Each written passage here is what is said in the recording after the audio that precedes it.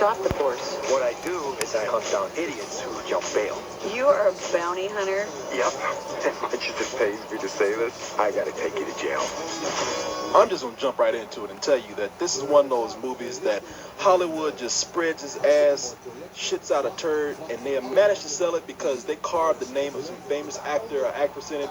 Here I would say probably it's Jennifer Aniston. Well, but let's also be honest about the fact that, like, Jennifer Aniston's name does not carry the weight that it used to. On a turd it does. I mean, it's true. I mean, it's bordered on a who cares, and then with Gerard Butler, he's too new to the scene to have a name that carries any weight. The guy has, like I said, I think he picks his movies by dartboard or something, because he certainly didn't put any thought into it. I think at this point, if they had actually put Dog the Bounty Hunter in it, it would have been a bigger draw. Well, here's the thing, to make him a bounty hunter, you think they would have some actual bounty hunter stuff? Yeah. Just to throw it in there and make it somewhat interesting. Oh wait, this movie has nothing interesting. That would have been inconsistent. I noticed I came in really calm into this review. Fuck this movie, man. This movie pissed me off for a little while, and then it just kind of, I don't know, just made me loopy to where I was just cracking up at just nothing in the film. You should have seen this. You should have been me, Spill listeners, because I was sitting back there with probably a horrible rictus of a scowl etched into my face, and on either side of me, these two guys are shaking, laughing, and rocking in their seats and grabbing the rail in front of them and shaking it and making little scary noises. And I'm like, what the hell? They can't actually like this movie. No, they don't. They are hysterical. Honestly, I was just, it was excruciating. I mean, I tried to sleep just to get out of it. I wasn't even tired. I was like, I mentally cannot be here. If that movie had been another 30 minutes, they would have found me like the girl in the beginning of The Rain. Yeah, well, all of us. Well, you should have seen it. I was sitting up there just laughing deliriously. You were sitting up there just staring, and you just had your head in your hands like somebody had just died, or you were just caught in a concentration camp or something. I mean, you was pitiful. That's really how I felt. I mean, I'm like, you know what? I wish this movie was stupid. Just zany stupid in a way that I don't like. Because at least it would have done something. But it would have had a pulse. Boring. That's what I mean. Nothing's going on. And I'm just kind of like, I'm mad at y'all. Not you guys, but Spill listeners out there. What the fuck you want from me? You know what I'm tell you about this movie? I mean, we see this kind of shit all the time. I don't know what to tell you at this point. Except this shit is the kind of filmmaking that I absolutely hate. I was mad at you. I turned to Corey and went, fuck you for making me into a film critic. And I got up and looked at you and I said, hey, baby, you knew the game before you got into it. I mean, really? Yeah. This is the most cynical, bland form of Hollywood filmmaking that you can get. They take the soundtrack, they take a disc of pre-recorded music that they've had lying around for 2 decades and slap it onto this film. If they're not playing that, they're just putting on the latest pop songs. They're in the top 20 of the Billboard charts. You got these guys who have nothing to do. There's no plot. The movie's just an excuse for them to fight and bicker through the whole thing, except when it works in other movies. Here, not only do you not believe that these two people are married, so there's no chemistry between them, but you hate them. I mean, they're the kind of people, they lead people on. They steal cars, they steal pedicabs, they tear up property at hotels, and most of all, they don't tip. Yeah, there's more chemistry going on at Bible school, seriously. It's just like there's nothing. It was almost like they weren't even in the same room together, you notice? They wouldn't even look at each other. Rarely does the camera even show them in the same shot when they're talking to each other. I get the feeling those actors couldn't stand it. You know what? I was just thinking that myself. They hated each other, and it was every day it was just, let's get through this. Yeah. Because and the premise is, okay, they're exes, and they can't stand each other, they made each other crazy, and yet we're never shown why. It's like they argue just because there's nothing else to do. They're just such nothings of personality that well, we'll just yell, and it'll make us feel like something. They came up with this plot just so that they could get a name actor to it. They said, you know what, I don't know what Hollywood does. This is a movie that's so cheap it'll make money except for the actors that we have to pay. It's a tax write-off. This is kind of a film that makes stupid people feel smart because it's so predictable. I don't know why it's made, but this is how this is made. They go okay, Sandra Bullock, Jennifer Aniston, Jennifer Lopez, these are our romantic women lead. They get women into the theater. Now, all we got to do is just spin the wheel of leading men and get somebody in here. Gerard Butler's agent says, okay, look, you did good at 300. Now we want to make you a leading man. So to do this, we got to have you in some romantic comedies, which is all he's been doing lately. And this is, his name came up. His agent fought for him and got him in this, and it could have been anybody in that role. And they got to put him in a role where he has to take his shirt off. He plays a bounty hunter in the movie who finds out that his ex-wife is his next target. I mean, it's almost done as some kind of joke. And he wants to do it because he wants revenge on this, this woman. He considers like a real bitch. However, she's caught up in something bigger, so while he's going after her, there's some real dangerous guys chasing both of them.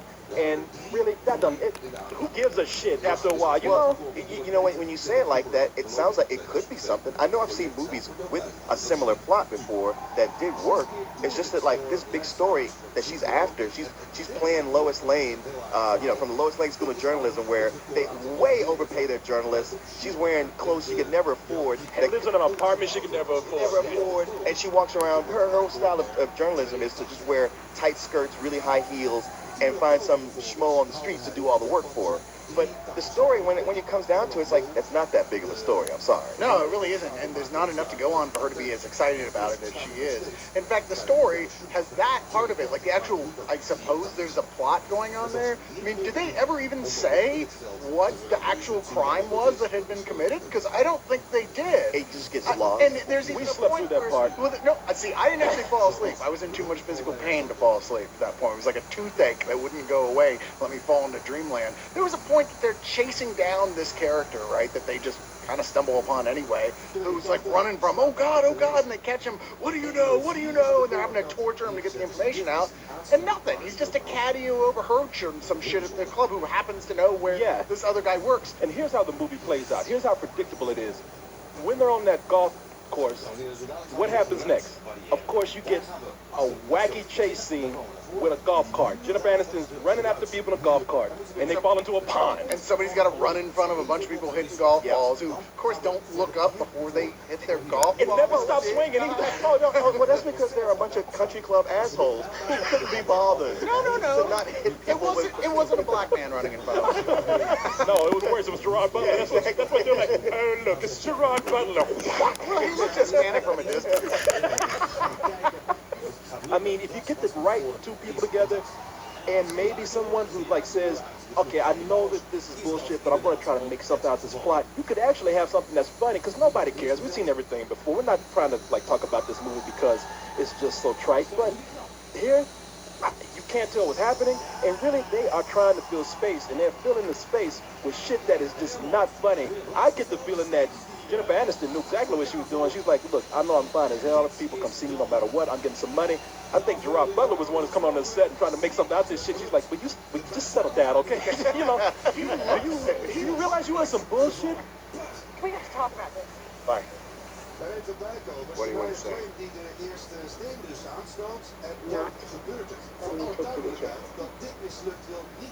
Duly noted. No! Oh, Michael! You have got to be kidding me! You got Milo, stop it! Seriously, put me down! Milo! Ah, you cannot be putting me in a trunk! You cannot be serious! I'm dead serious. He looks like he smells bad. I'm sorry. Every time I watch him now, I'm like, dude, take a shower. I can. Well, he just needs to shave. Well, yeah. You know what? I bet you anything if he shaved, he would just look like a total dork. And everyone would be like, oh my God, really? So he has never shaved. It's funny because this is that movie where you go like, I bet all the funny stuff's in the trailer. Only if you watch that trailer, there's nothing funny in it. No, and it just gets worse. And yet, all the funny stuff's in the trailer. You know, we haven't even talked about the wacky side plot of Which one? Of the sexual harassment in the making. Man, such a waste of Jason Sudeikis in this The like movie. a coworker who is just flat out scary stalking her, but the movie chooses to go, what? Isn't it goofy? Well, That's she's very the one nice. who's admit to everybody at work, oh yeah, I made out with him at the Christmas party. I'm like, oh, that's a trip to HR and fired. Jason Sudeikis, what has he been in? He's on 30 Rock? No, he's on Saturday Night Live. He's like one of like almost the main guy of Saturday Night Live. Yeah, he's been on 30 Rock. He's been in a lot of movies. You know, I know it's He's not really funny. I know it's not him. I always got him mixed up with the gay guy, Reno 911. Oh, with Thomas Lennon? Hey, what's his name? The one who's always in the biker show? Lieutenant Dangle. No, not him. The guy that's always he's always appearing on roller skates. Nick Swartz. Yeah, I always thought that he was the gay dude in Reno 911. No, He's no, the other him. gay dude. Right. So that's not him. Okay. No. You sure? Put some tight pants on. I'm sure. Okay. But yeah, it's a waste of a lot of people in here. I mean, we make fun of Gerard Butler, but I like Gerard Butler. I think that these What? What did he do that just made you go, you know what, I like this guy. He's got that thing. I do not have time to look this up on IMDb right now, but he's on an something. episode of SNL that was pretty fun.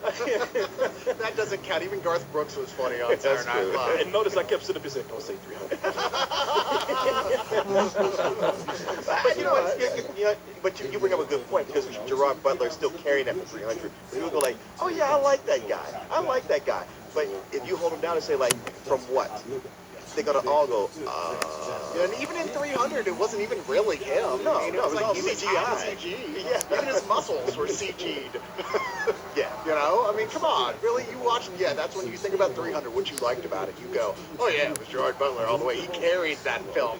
No, he didn't. No, he didn't. That's not why you liked that movie. You liked it because you're probably a little gay. Wait, come on. He did great voice acting in Tales of the Black Freighter. You know? Is that all you got? Yes. I'm not gonna say Nims Island or P.S. I Love You. Was that him in How to Train Your Dragon? You looking on IMDb? Yes, it was. Okay, he's good in that. Is he a dragon? Because he looks like a dragon in real life. No, he's the main Viking.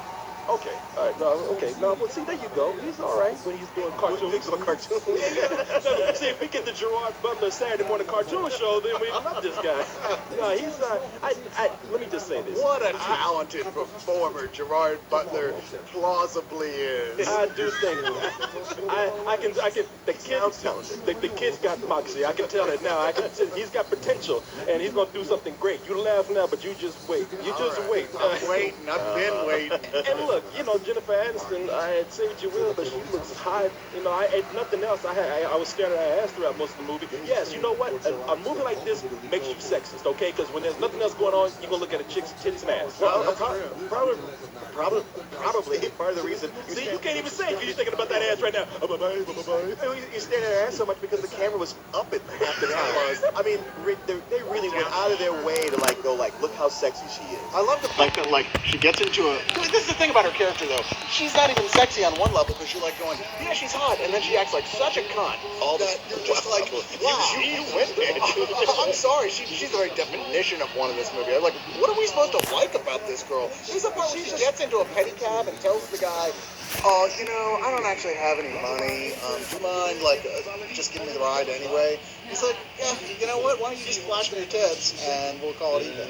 Okay, maybe kind of a douche thing to say, but it was kind of a douche thing to get into a pedicab without money. That's the thing. She steals his pedicab. Yeah, you wonder why she's wanted by the law. Because the bitch steals everything she comes across. In fact, both of them steal. Why is he a bounty hunter? He's also the worst fucking bounty hunter out there. I can see why in the movie they say he was fired as a cop. It's like, yeah, I can see why, because he's a bungler. He goes after a guy in the middle of a parade on stilts who's in an Uncle Sam costume. It's like you couldn't wait for the parade to be over. I know. Well, I will say this, if I'm gonna give this movie any credit, if I'm doing this, they say he was a cop and he got fired off his job for negligence, and they don't wrap it back around to where he got framed and somebody else set him up because he's really a good guy. I think they just forgot.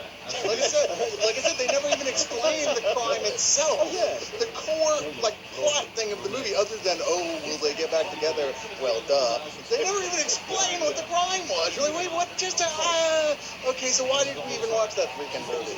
Something that'll be haunting me till the day I die. All I need is 2 more hours. Shouldn't have gone to see that fucking movie. Who were the bookies in the movie? The woman. Who was her name was Kathy. She's very familiar. She was the girlfriend in Raging Bull. Yeah. Damn, I cannot remember her name. She is. Oh, yeah. That was 35 years ago. I know, she was like a raging bull now. You wouldn't do it? I didn't say that. But I'm just saying. Having actually had sex with the bull, Corey meant it as a compliment. That's Agent, yo. Kathy Moriarty. Moriarty, that's right. Yeah, no, her plot line where they were going after Gerard Butler because he owed them money. At the end of the movie, it was almost like the director and the writers themselves said, you know what, this is enough bullshit for people. Let's not, we won't worry about that plot anymore. Well, I think that when you owe bookies several $1,000s, there comes a point when you haven't paid it back, and they go like, oh well. Yeah, that's what happened. That's another thing. It's like, okay, like these guys aren't even evil bookies, really. They're being pretty reasonable as bookies go. Right. And Gerard Butler's attitude about the whole thing is like, why would I pay you back? Because you're a scumbag bookie. Why should I pay you? Careful, you asshole. Yeah, what do you think was going to happen when you borrow money from somebody? Because then they say like 2 months went by and he made no payments at all. That's what I'm saying. He sucks at whatever he does. I mean, he breaking the law himself. Damn, that camera was all off from Jennifer Aniston. Oh yeah, They almost gave her a high colonic. That shit was so far up there. We almost saw her colon. That camera was so far up her ass. But hey, look, it was hot though. I mean, Jennifer Aniston is. I wonder why she's doing this. I mean, she is above doing some shit like this. Is she anymore though? I mean, really, she makes bad choices. Yeah, that's true.